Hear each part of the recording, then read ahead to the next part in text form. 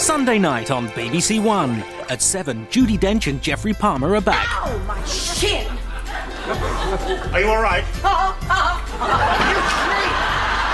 fair in love and war. Henry finds the key ingredient in a fraud case at 7:30. They gave me some fantastic bread and butter pudding. Did it have marmalade in it? At 8:20. I think she fancies me. Miranda? Yeah. Leave it out, Del. She's an intelligent woman. And at 9:05, the final part of The Buccaneers. Can a woman never be free to choose her life, to love, to have her own free will? With a little bit of Fry and a lot of Laurie, that's Sunday evening on BBC One.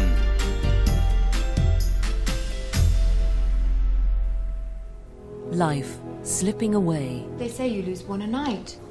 They can't go on forever. Mercy for the dying. 16 nice empty beds, that'll be the day. We just get 16 new admissions. And I'll smash your gobbing and all. And I love you too. Dealing with pain. If a dog was in that state, you'd be done for not having it put down. And dancing with death. Only those there's no hope for. Those who cause too many problems for everyone else. One less for breakfast. Dawn French stars in tender, loving care in 20 minutes on BBC One. Conchita and Nan share their feelings of frustration at the English way of life in The Buccaneers, over on BBC Two shortly. At 9:04, news and sport now on BBC One with Peter Sissons and Helen Rollison. Singapore has placed part of the blame for the Baring collapse on the bank's own management. Official investigators tell a news conference that top managers knew of the potential for the disaster 3 years ago. The Prime Minister renews his attack on Labour's devolution plans. He says existing councils would be disembowelled. And Scotland see off the Welsh to set up a Grand Slam decider with England.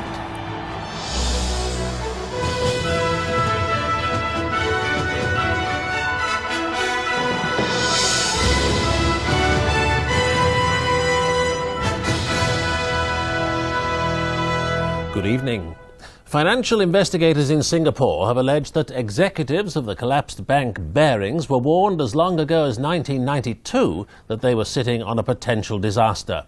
At a news conference, the Singapore officials produced a Barings management letter highlighting serious deficiencies in the bank's internal controls.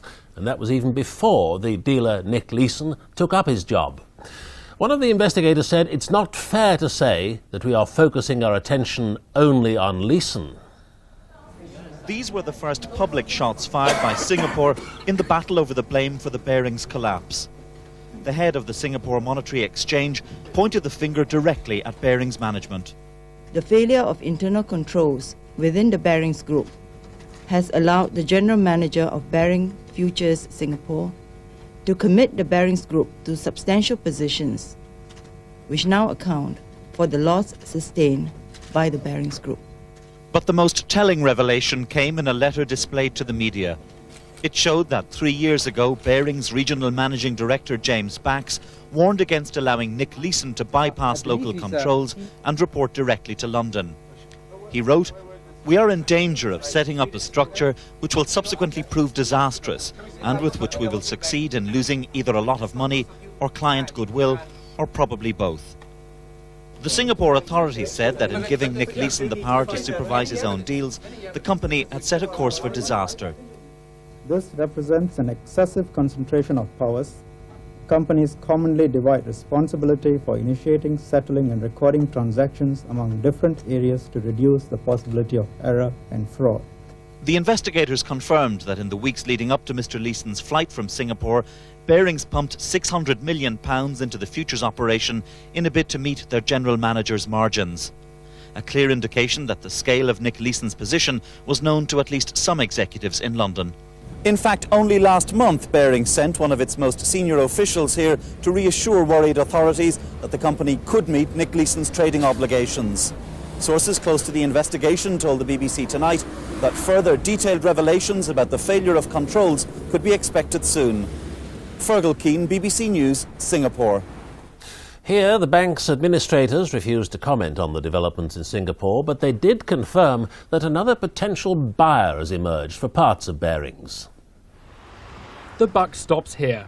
The charges made in Singapore eventually landed the bank's headquarters in London at the feet of Barings management. The revelations at best suggest incompetence. But with a large proportion of the bank's money being sent from here to Leeson in Singapore, there are even suggestions that British banking laws could have been broken. If the allegation of the Singapore authorities is correct, it does mean that the bank has committed more than its capital to this particular venture, and that raises the question as to whether there's been a breach of banking regulation. There was no word today from the house of the chairman of Barings, Peter Baring. His claims the bank was a victim of conspiracy look increasingly far-fetched. No word either from the Bank of England, whose job it was to regulate Barings. The news has reinforced opposition calls for an independent inquiry. I think it's got to look at the regulatory system, at what happened in Barings, what happened in the regulatory system in Britain, including the Bank of England. Meanwhile, the Dutch bank wanting to take over Barings is still in talks. It now has a rival bidder though. A competing offer, in part from another Dutch bank, is also being put on the table. But it would probably break up Barings. Whoever wins this Dutch auction, it shouldn't be long before Barings customers find out whether their deposits are safe.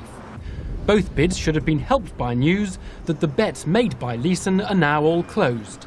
The bank's losses are capped. So although arrangements for the sale of Barings still appear to be rather complicated, at least the future of the bank and its staff can be discussed with some degree of financial predictability. The future of Barings' old management is far less secure. Evan Davis, BBC News at Barings headquarters. The Prime Minister has attacked Labour's plans for regional government, describing them as farcical and ill thought out. Speaking at the Conservative Local Government Conference, he said plans for regional assemblies would disembowel existing councils. Activists, many of them from the Conservatives' depleted band of councillors, were offered ammunition for the forthcoming local elections as John Major stepped up his attack on Labour's devolution plans, particularly their ideas for English regional assemblies. He told them that powers would be taken away from existing councils and that they were only being proposed to prevent a backlash in England against their plans for a Scottish Parliament. I have never known such a total shambles as Labour's plans for regional parliaments and assemblies. They're a complete mess, farcical, amateurish, ill thought out and contradictory. Labour's plans for a Scottish Parliament in this Edinburgh building partially explains the party's intention of offering regional assemblies to England as well. Some shadow cabinet members are far more enthusiastic about an elected body for Scotland than they are for the English regions, but others argue that the government has already established unelected regional bodies. There are all sorts of quangos taking major decisions in every part of the country, but they're run from London. And what we're saying is that people in every part of the country should have a bigger say in what happens in their areas. Mr Major is confident that Labour's devolution plans are so ill thought out that he's going to get even richer pickings from playing the union card at the next election than he did at the last. But that's unlikely to prevent an anti-government backlash in May's local elections, when the state of the economy and divisions over Europe are likely to be more important factors. Steve Richards, BBC News, at the Tory Local Government Conference. A fisherman has died after his boat ran onto rocks near the island of St Kilda, 40 miles off the Western Isles. He's been named as Dennis Murray from Portnocky in Grampian. 4 other crew members escaped in a life raft and were later rescued by helicopter. A man's been killed and his son seriously injured after their light aircraft crashed into a field in Essex. The men had taken off from North Weald. Their restored World War II plane came down in Woodham Walter near Malden. Tens of thousands of people have lined the funeral route of Russia's most popular television journalist, Vladislav Listiev. The murder of Mr. Listiev, who was shot outside his Moscow home on Wednesday night, has again focused attention on the increase in organised crime in Russia. For family and friends, Vladislav Listiev's murder is a personal tragedy. For thousands of Russians, it's also a frightening reminder of their crime-ridden society. They waited outside the cemetery in a common expression of public grief, not seen since the death of human rights activist Andrei Sakharov 6 years ago. Amongst the mourners, several senior government officials, who must now attempt to reassure a shocked and saddened electorate. Today's huge turnout was as much a warning to Boris Yeltsin that he must do more to crack down on organised crime as it was a tribute to a much-loved television journalist. The irony was that the president wasn't here himself to see the spectacle. But he can't escape the widely held perception that mafia gangs now have the upper hand in Russia, where the murder rate is proportionately higher than anywhere else in the world. The thousands who came to Yagankovskoye cemetery want more than the hollow pledges offered in the wake of Litsiev's murder. Rival politicians are warning that crime is now out of control. Proving he can prevent similar high-profile deaths by effectively tackling organised crime may yet be the key to Yeltsin's survival. Juliet Bremner, BBC News, Moscow. The United Nations has appealed to all sides in the Bosnian conflict to show restraint and allow medicine and food into areas where supplies have dwindled to critical levels. There's particular concern over Bihać and Srebrenica. The UN Protection Force says the situation has become intolerable, and they've accused the Bosnian Serbs of using food as a weapon of war. Scientists in the United States believe they're a step closer to restoring sight to the blind. Doctors at the American National Institute of Health have developed a bionic eye, which they say will give patients a detailed black and white picture. An American teenager may be the first to receive the artificial eye in a few weeks' time.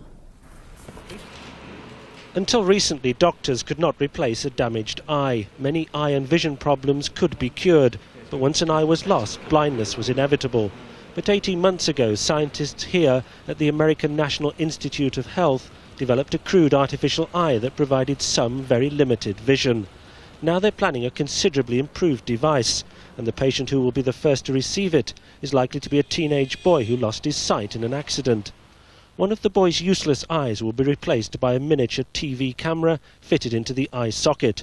The signal from the camera will be carried under the skin in a thin wire to the back of the head. The signal will be fed to a minute electronic chip, from which 256 tiny electrodes will be connected to the parts of the brain that would normally process the signals sent from the eyes. When the boy leaves the Washington hospital, this is the quality of vision he'll have if the operation is successful. Scientists see it as an exciting but still experimental technique.